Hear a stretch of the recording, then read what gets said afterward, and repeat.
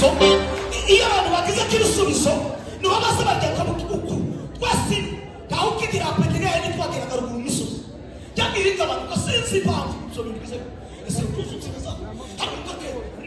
bakaza bazanye bakuri byose cyumumenye ukuntu ryamanutse ariko ubungire nukugana mu cyakera ko warandisha boye bakondo kugira ibisubizo yene ndasenze uyu mugoroba umuntu wese agume mu bisubizo agendere mu bisubizo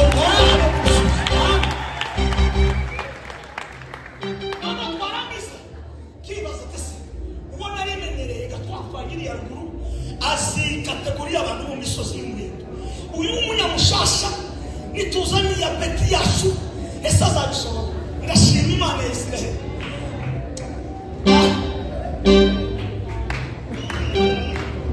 tuganira kuri topic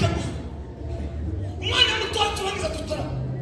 kuri topic ivuga ngo nitangazo y'ubuyatazi turirimba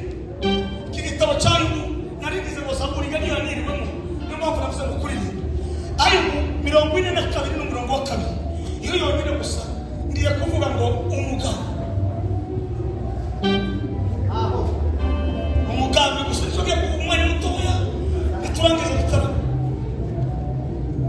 arwabonye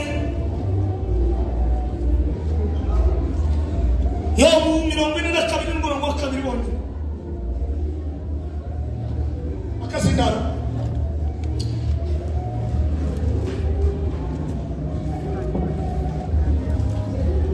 kaduso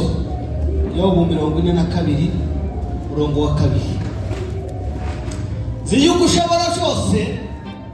kandi ntakibasha kurogora imigambi yawe yose. Amen.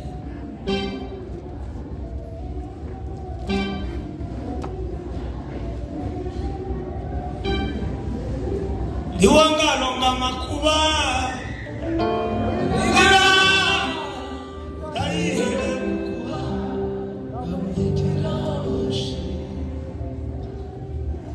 Iwangalo ngamakuba